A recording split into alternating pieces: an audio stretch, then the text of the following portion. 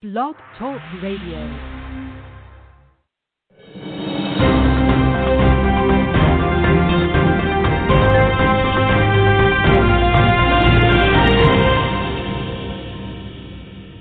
Tara-Dublin is a mom, writer, voice actor, sarcastic feminist activist who is still with her. Tara-Dublin, thank you so much for coming on LGBTQ America.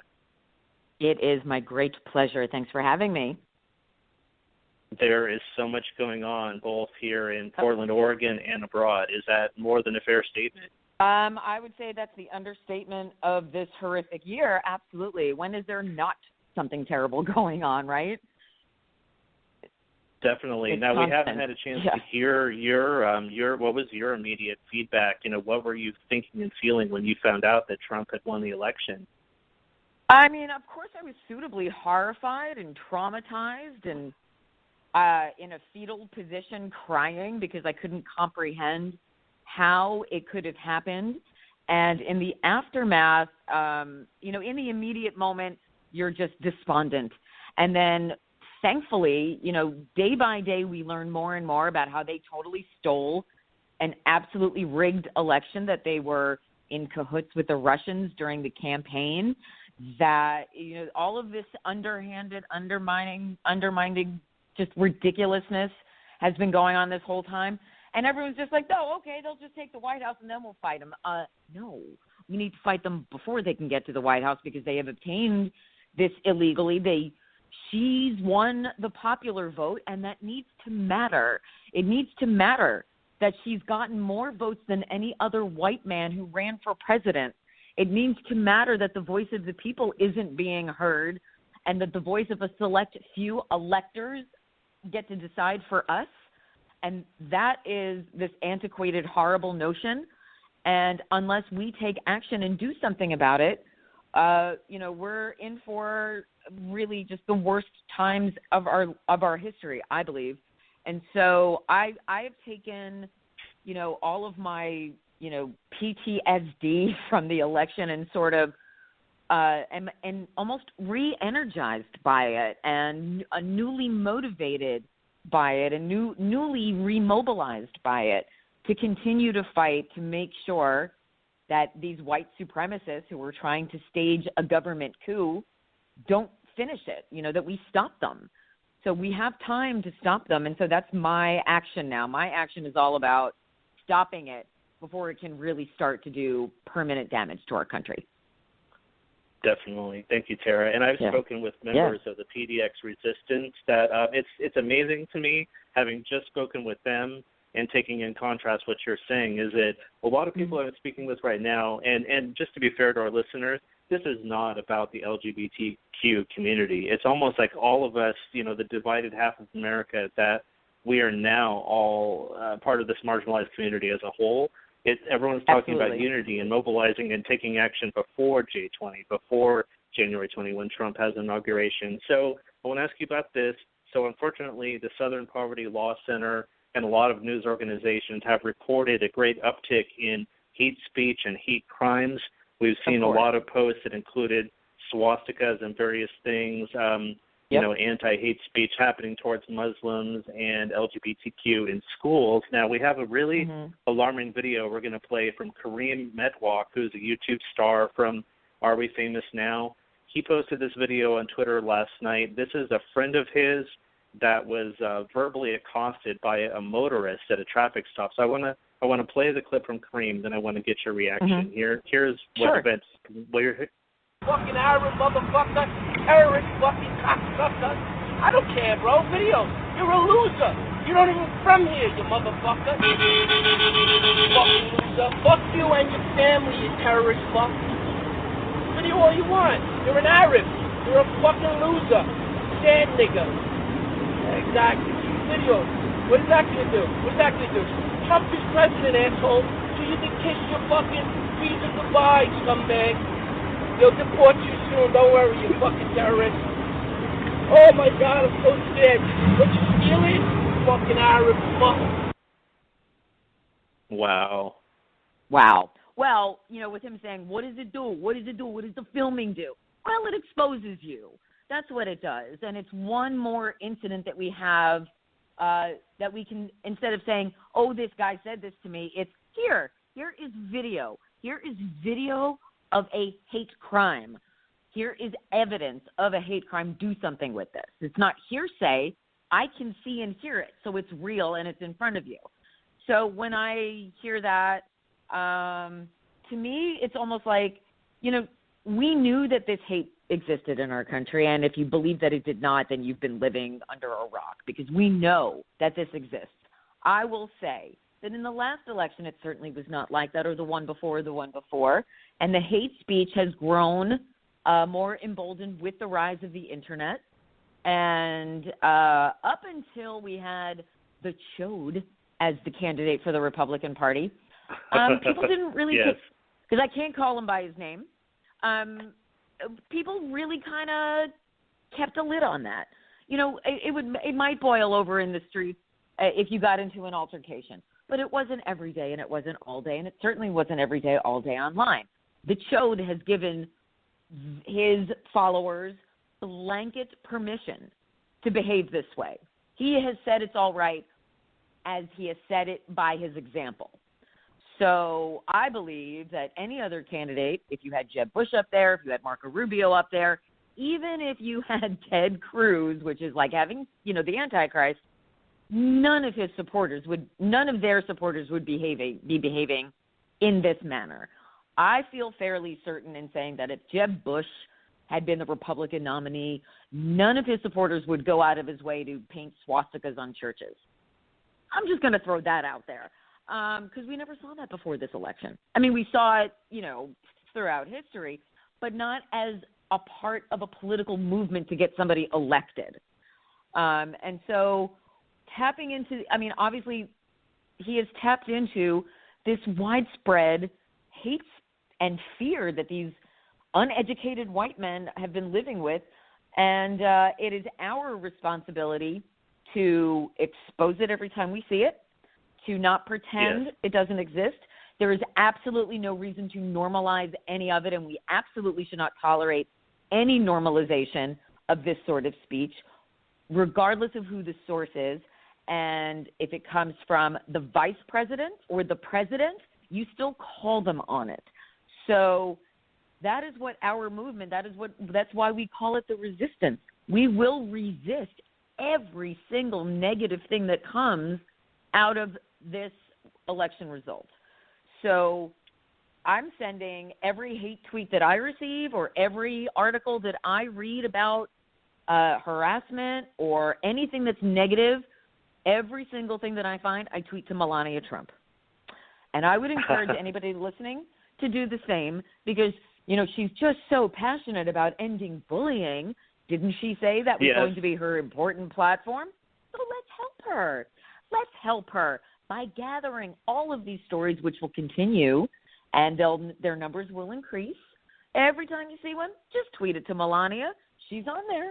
I don't think she's a very responsive person. What's also very interesting about Melania Trump's Twitter, if you take a look at who she's following, the first follower is her awful, horrible husband. The second person on Melania Trump's follow list is her psychiatrist. And I just think that's glorious. So in hearing that video, hearing the language, first of all, it's nothing I haven't heard before, which is a terrible thing to say.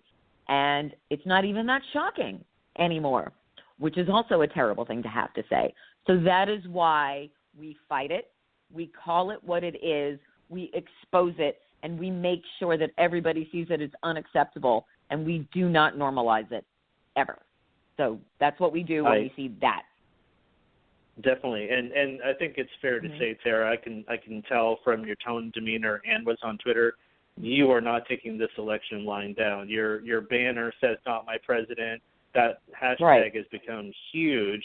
Now, this is a good segue. You talked about those vice presidents. I do want to ask you about this. So our Vice President-elect Mike Pence last night just decided to take in a showing of Hamilton, which I don't mean to laugh out loud, but what was he thinking, by the way?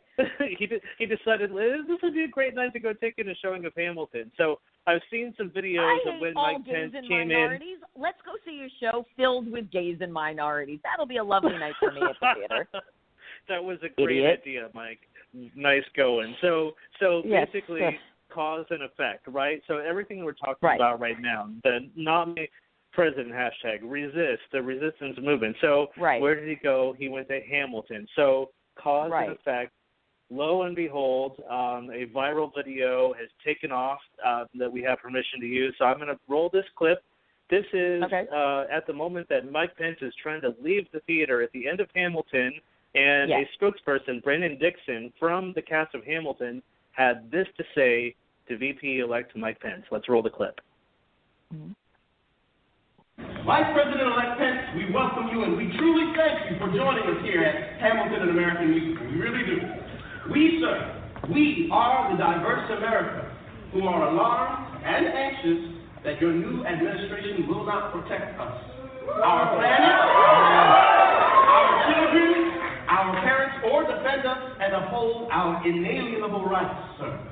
But we truly hope that this show has inspired you to uphold our American values and to work on behalf of all of us.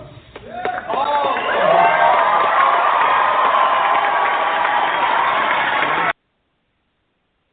Okay, Tara, we're throwing it back to you. What's your reaction to the cast of Hamilton? Yeah. There are several layers here to unpack. So first of all, when he did enter the theater, we know he got booed, which I believe that's, and that's part of the reason why they're all complaining. Oh, they booed him. Really? What'd you do to Hillary? Let's not even.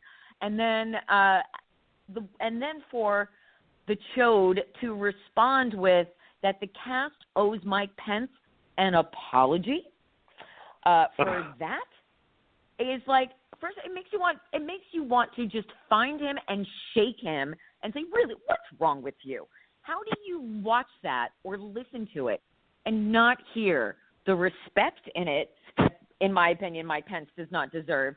And then you hear the dignity in it, and you hear the honest plea from everyday American constituents making a plea to their political representative who happens to be present. And part of a politician's job, regardless of party affiliation, is to listen to all of their constituents, which Mike Pence does not do, which his running mate does not do, and none of their people do. We know this. So, but what we also know is that what they love to do is gaslight us and divert us. Now, let's all not forget that Donald Trump, oh my God, I said his name, admitted guilt in the Trump University case by paying off $25 million in the lawsuit. That is him saying, I am guilty. And what are people talking about? A Broadway musical.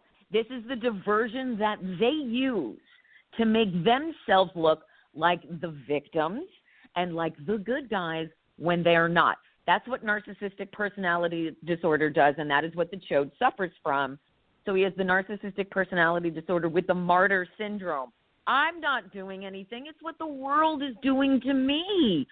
So when they have their faux outrage, which they love their manufactured outrage that they like to accuse us of with their projection language, like their stupid Trump Cup Starbucks protest. Yeah. It's not a protest if you give them money, dumbass. It's a protest if you don't give them your money. It's like, what? How do you not understand basic things like math and science and the English language? But I digress. So by blowing this up, this boycott Hamilton bullshit thing, it's to divert us from the realism of the white supremacists trying to take over the White House. This is all that this is. So we can play with this for a little bit, and we can say, you're being ridiculous, you're moronic, you're not buying Hamilton tickets, you can't even get a ticket to Hamilton for a year. So this is nothing. This is a smokescreen so that we don't pay attention to Steve Bannon, and we don't pay attention to Mike Pompeo, and we don't pay attention to Mike Flynn, and we don't pay attention to Giuliani, and we don't pay attention to the other terrible people he's trying to put in the White House.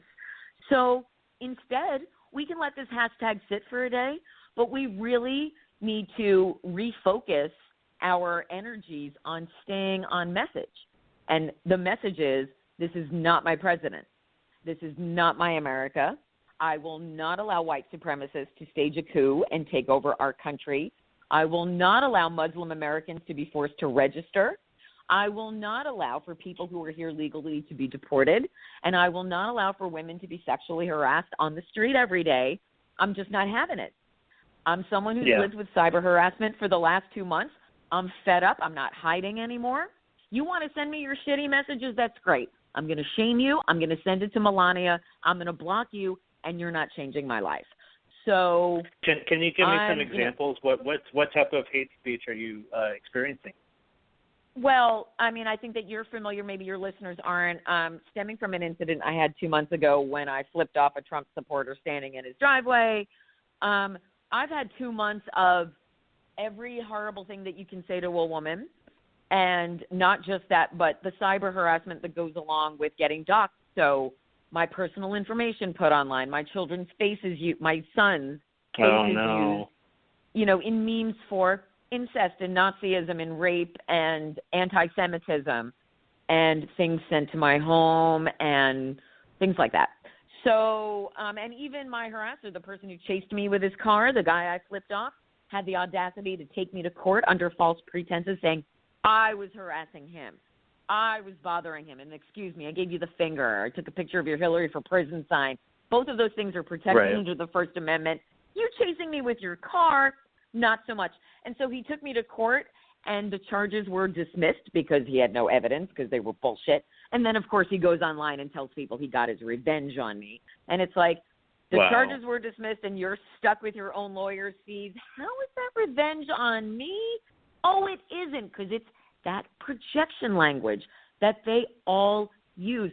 So when they call us bigoted, and when they call us racist, and when they call us homophobic, it's them talking about themselves. When the Chode was talking about the rigged election, he was talking about it rigged for him. It was all in his favor. So when we see anything from him, anything that is generated from him, know it is a lie. It is a smokescreen. It will never be the truth. It will always be some kind of posturing to make himself look better. We need to see through it. Now that I understand the mentality of how they tweet and how they use the social media to get at you, it doesn't bother me. It slides right off. When they accuse me of something, they're really speaking of themselves. When they attack my candidate, it's their own weakness. And we can hit them back with facts, and you and I both know facts are anathema to them. They don't even know what anathema means. Facts don't matter to them. We've seen this again and again. When fake Facebook articles convinced people to not vote for Hillary because it said that she was killing people. I mean, it's ridiculous what people will believe if it's on the internet. And the Chode himself has said, I don't know anything about that. I just read it on the internet. So Zuckerberg went out there the other day. Zuckerberg said that was ridiculous to say that any of the news articles on Facebook could have influenced the election. But then as it comes out more and more that 8 million people reposted and reblogged the fake news articles on Facebook, which was more than the legitimate articles. It's like, wait, that means that they're disseminating that information. They believe it, and they're like, oh my God, I have to tell my friend Susie, and I have to let Tara know, and I have to let Tim know. So right, exactly. And then and if you look at the recent news cycle, Trump tweets that he saved the Ford factory from going to Mexico. They were never going to go. So, but the messaging that is put out is, he says something, his rabid fan base accepts it as fact, the mainstream media reports this, then you go back and there's someone saying, wait, that's not true, and then the mainstream media has to go back and say, actually, this is the story, but it's too late because his idiotic fan base is perpetuating it as fact. So we're done. That story's done because we can't change their minds. They're not going to believe the fact. They don't seem to understand that Planned Parenthood only does abortions 1% of that's 1% of their funding. They want to get outraged over what they want to get outraged about. And we have to let them. It's like the crazy cabbie that drives you to the airport.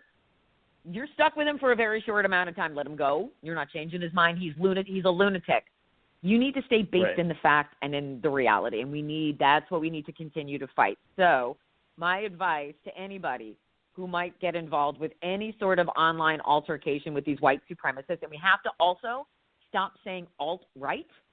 We have to call them what they are. They are white supremacists. They are Nazis. There's no nice way to tie it up in a pretty red bow.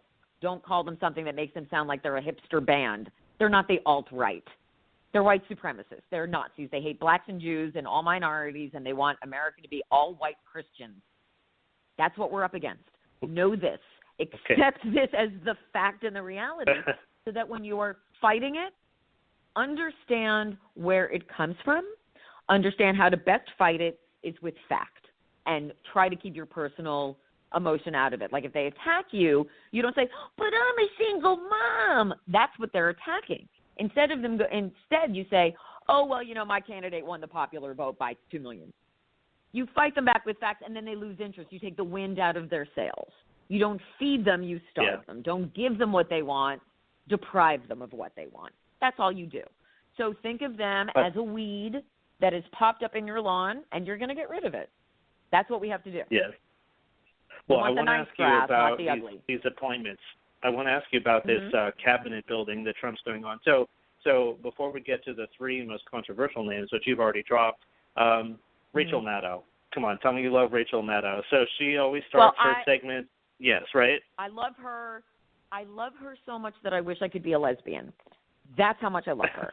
But I can't help it, baby. I was born a straight ally. So at least you have that. I will say this in all honesty. I have not, since November 8th, I have not been able to watch the news at all. Oh, I can't hear anybody speaking his name or showing his actions. I'm reading. I'm keeping up.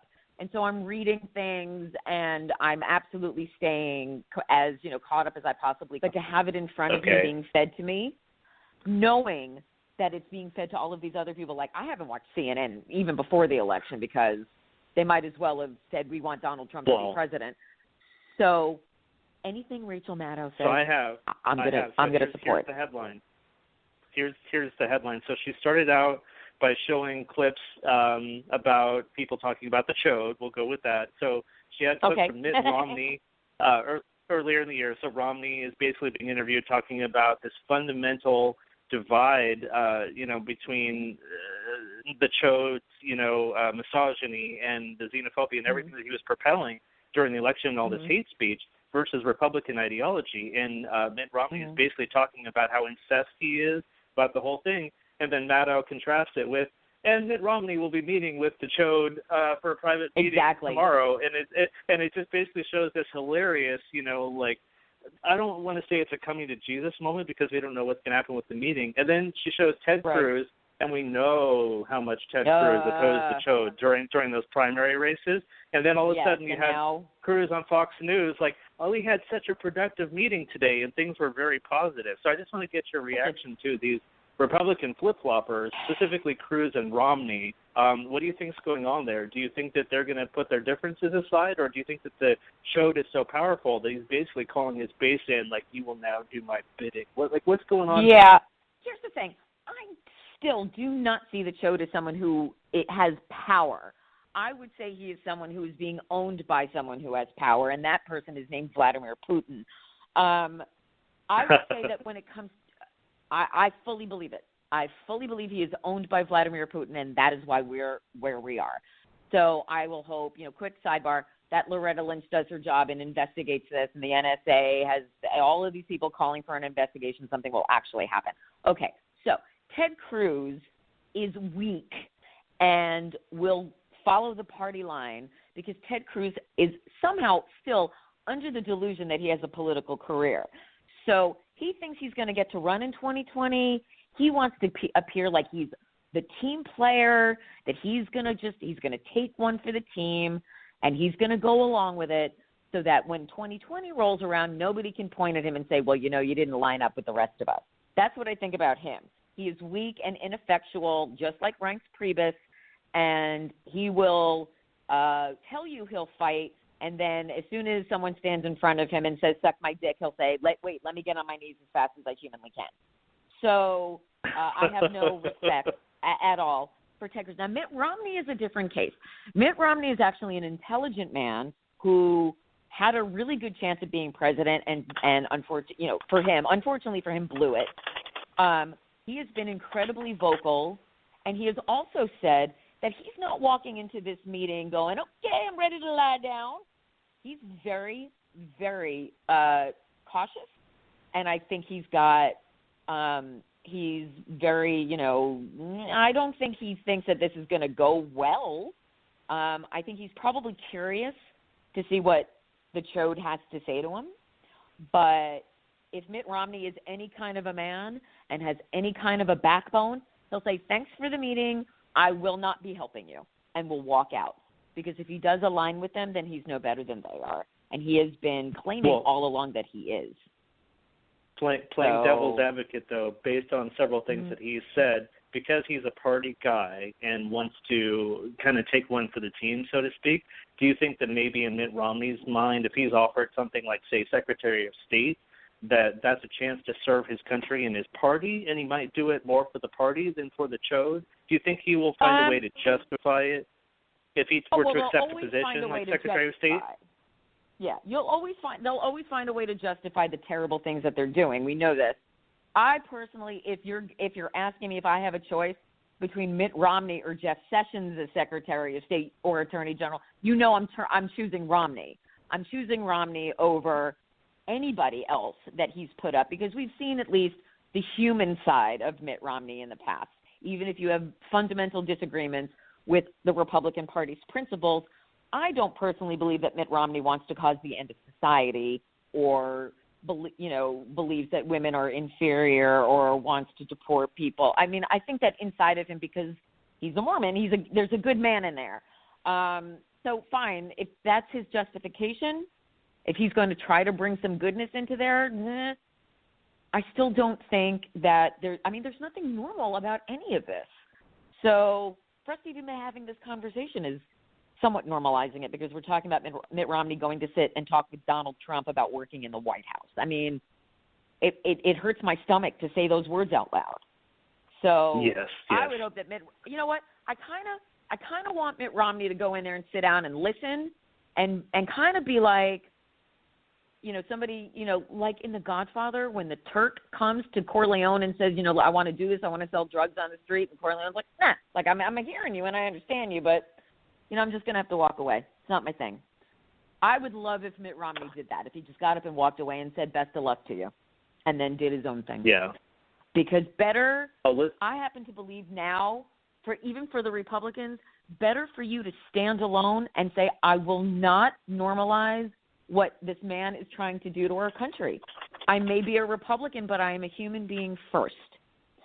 And I think that you have to look into your soul before you look at your party.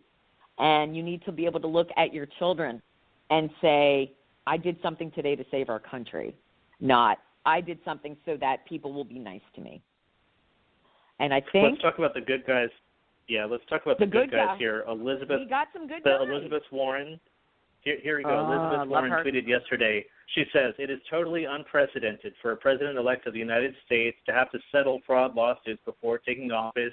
I also tweeted that Trump had no choice but to settle the Trump University lawsuit for the simple reason that if he was deposed under oath, his many crimes would be revealed. That's my opinion. That's what my gut feeling tells me, that if he is under oath and cross-examined in deposition, crimes would be revealed. Let me get your feedback on that. Do you agree?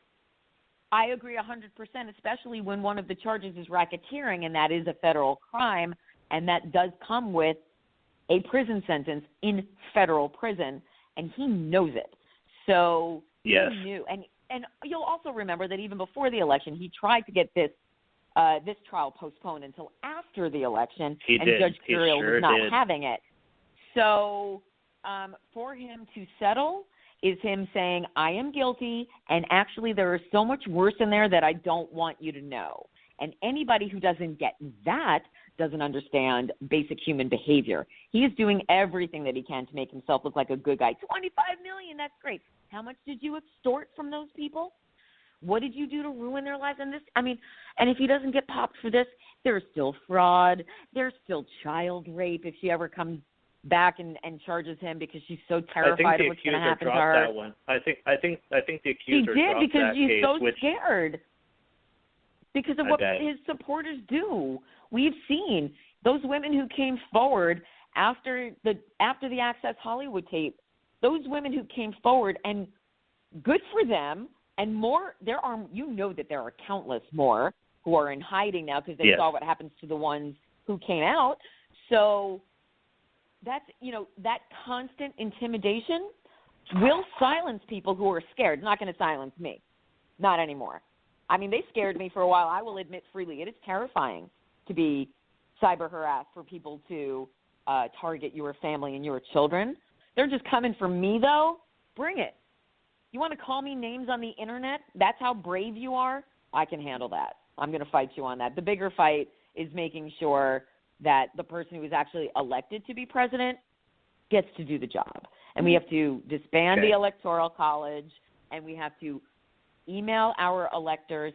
And honestly, if our electors decide to choose somebody who is not Hillary Clinton but is also not the chode, I will accept that.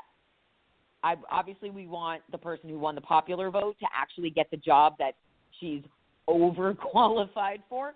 But short of that, if John Kasich wants to step up or Mitt Romney wants to step up so that neither Mike Pence or the chode becomes president, I would acquiesce to that.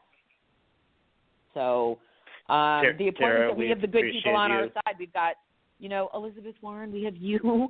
We've Cory Booker, Harry Reid. Even Lindsey Graham is stepping up and demanding an investigation into the Russian shit. So there are people who are willing to put themselves out there and fight. I'll stay on the front. Keith Olbermann. Everybody needs to watch Keith Olbermann and The Resistance, because what he says is what we need to be doing. So follow that. Follow, LGBTQ radio. We will always tell you the truth. Resist with us. Exactly. That's what I said. Exactly. And I just want to ask you this. You're under no obligation because we're here on air, but we would love for you to join LGBTQ America Radio. I would like to see you do interviews, take people to task, get the facts out there. I mean, continue to put an honest microscope on what's going on there.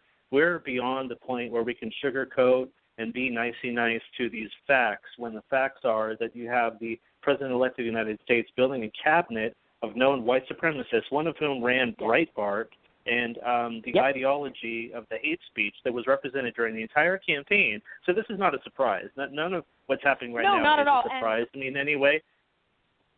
And did you happen to see just today, just a little while ago, I was tweeting to the Hollywood Reporter because they did an interview with Steve Bannon. It's like, why would you do that? Why would you interview a white supremacist? Why then do we have to deal with these pull quotes that make him look like that are trying to make him look better? You are helping to normalize. Why is he even in the Hollywood Reporter? Why is that even a publication that's paying attention to him? The only publication that should ever print his name is the one that the KKK prints out in somebody's basement on probably an old mimeograph machine. So I would call upon all legitimate press to you can write stories about him, certainly, that expose. Don't interview him. Do not get a quote from him. Do not get him talking, because he's not going to admit that he's a white supremacist. It normalizes it, doesn't it? If you give him a microphone, it's like we're normalizing it, right? Absolutely. And so every time you see a media outlet quoting him and they don't frame it with white supremacist, Steve Bannon said, you call them on it. And not only that, you can go deeper than that. You can actually, if you see that the New York Daily News is doing something, just as an example, to normalize Steve Bannon, don't just tweet the New York Daily News. You call the New York Daily News and you ask to speak to the news director. And you tell the news director that you have a problem with them normalizing these people. And I will tell you something, news directors will overreact. And news directors will yell at people and say, you be careful with the way you're doing this. So that is the way that we make sure that the media is accountable. And you don't let up. I mean, every single day I have left voicemails for Loretta Lynch, Paul Ryan, Mitch McConnell, my local reps, and the House Judiciary. I mean, any 202 area code phone number that people are posting on Facebook and Twitter saying, call and complain, I am calling and complaining. We need to use our voices as much as possible. And I don't care if the people, if it makes people in your immediate life, if they're rolling their eyes at you, you say to them, I'm doing this for you. I'm doing this for our country. I'm doing this for future generations, so that when they look back, they can say the resistance prevented white supremacists from taking over the White House. I mean, we may change the course of what's about to happen, but we all have to be united and we have to be active, and we can't be complacent. We can't let them believe for 1 minute that we're weak, because we're not. We have to be strong and show that strength constantly. Stronger together was not a hashtag, and it's not just lip service. It's actually true. So when we are united, that is what makes us strong. So if we continue to stay on message consistently and fight it and never allow normalization, even in the smallest ways, that is how we fight. So I will talk to anybody. I will interview anybody, and I will call anybody on their shit if they're trying to get away with it. I will, because I will make the arrangements personally. I will set it up for you, Sarah. I will make it happen. If we can do that. Make it happen. I will. Thank you so very much. My dream is to sit down with the chode and make him cry. I could make him cry. I noticed you got me for life, my that friend. he blocked you on Twitter. Is there a reason that he blocked you on Twitter? He blocked me on Twitter, I believe, August of 2015. So it's been a long time. And then just recently, his son, let's see. Well, there's Uday and Qusay. I think Qusay, Eric. Oh my God! Blocked me. I always call them. Yes, Uday I know of who you speak. Yeah, no, we always call the two older sons, Uday and Qusay, never call them by their real name. And Kellyanne Conway is Trailer Barbie. I don't have a nickname for Ivanka yet, though. I got to come up with something good, though. I don't know. I guess Daddy's little girl is enough, because she clearly is. In more ways than one. One thing they do not need, do not give them a security clearance. None of them need a security clearance. There's already so much conflict of interest. She shouldn't have been at that meeting with the Japanese ambassador. What the prime minister? What was she doing in that room? She never should have been there. It's ridiculous. There's conflicts of interest that are so unprecedented between the children, the business interests. I mean, so if you look at it, if Trump was to give his business to a blind trust, a blind trust running it is a blind trust. That's someone that is not going to contact you on a day-to-day basis. And if we were to give the son-in-law the security clearance, you're going to tell me that he's not going to go home to Trump's daughter and talk shop at dinner? Exactly. You're freaking kidding me. It's impossible to separate that. Exactly. It's all ridiculous. And here's the thing. From the moment he announced his candidacy, nobody has ever held his feet to the fire. Nobody has ever held him accountable. Nobody has ever stopped him. And so the question in my mind is, who stops him? Who? Because I'm ripshit, and I want to stop him, and you want to stop him. Millions of people voted to stop him, and even that wasn't enough. Who stops this man? How many times can we call Loretta Lynch? How many times can we hope that the Supreme Court takes a look and finally audits the votes and finally gives it to the woman who actually won? Like, who makes him accountable? That's my frustration. It's like he just walks around like the big man on campus and nothing touches him. And it's so frustrating. It makes me want to pull the skin off of my face. I'm that frustrated that nothing happens to him, that he can settle the lawsuit, that he can get this woman to drop her rape case against him. Everyone has this perceived power. He actually has no power. He has none. All of his casinos are going bankrupt. He doesn't pay his contractors. You read Right. the list of 3,500 lawsuits against him. He doesn't have power. What he has is a mouth, and he has the ability to manipulate with that mouth. That is all he has, and we all have it too. And why does he get to walk away, and the rest of us have to pay? Why does he get away with not paying taxes for 20 years? We don't pay taxes for 20 years. We're in prison. And not How releasing is that his okay? tax returns, like every other Not presidential releasing his candidate. tax We returns. never saw the tax returns released during Never. the campaign up until it still hasn't happened. No, and except for that stuff that the New York Times got a hold of that he tried to block and disavow. So, and even that got swept under the carpet. Nothing, he's Teflon. Nothing touches him. Somebody somewhere. And, they're stepping, Harry Reid is not having it. So there's a voice in Congress who's doing something. That's great. But he's won. We need to collectively hold him accountable. Yes. And so everyone's like, no, just get away with it. Don't let him. I'm going to say Elizabeth That's why Warren he and blocked Bernie me. Sanders. If you look at Elizabeth Warren and Bernie Sanders' Twitter, they are picking Yeah. up the mantle. They are unabashedly taking an anti-Cho stance, to be respectful to your We wishes. have to. I'm not saying And his that's name. the lead. Bernie Sanders is really being outspoken right now, if you look at Bernie Sanders' tweets as well. Well, that's the example that we have to follow. Those are the tweets we have to retweet. And share those. You can share tweets on Facebook also for Facebook friends who don't tweet. Those are the examples we have to follow. There is no normalizing this. We do not have to be nice to them. When were they ever nice to Obama? When were they ever nice to Hillary? When were they ever nice to any of us? Never. I'm not turning it around on a dime and pretending. I am not going to let you serve me shit and eat it and smile and tell you it's delicious. I'm not going to do that. It doesn't work like that. Sorry, I am a Jersey girl. You do not mess with us. There is nothing that I'm going to let you get away with. If I see that you're doing wrong, I will call you on it.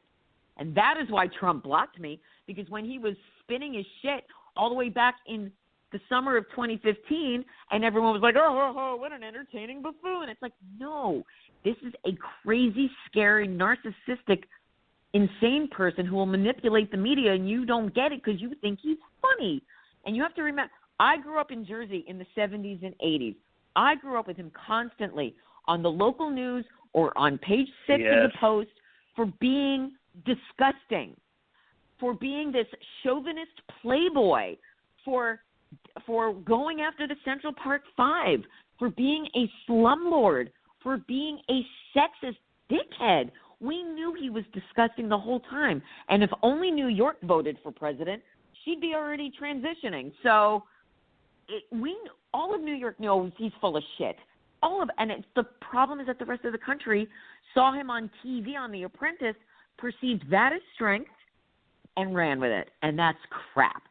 Just because someone's on TV, it does not mean they know what they're talking about. So it's an incredibly frustrating time to be an intelligent and informed American citizen because no one is listening to us. People are listening to the stupid, uninformed citizens, and that's wrong. And it's like being the smart kid in class and you get beat up for it. That's not the way it should be. Smart kids should be running things because they're the smart kids.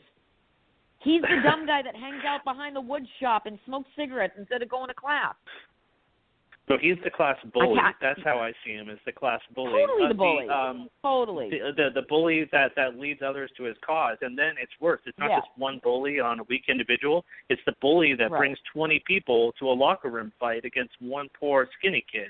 That's basically because that bully your show is to America right now. Yeah. And if you are resolved to not let the Chode win this fight, tara-dublin, then we task you to be a contributor, be a host, be an on-air personality. This can be your vocal forum, and I wanted to work with you for a long time. So I'm personally excited right now. You are passionate about this. I am really impressed. I really am.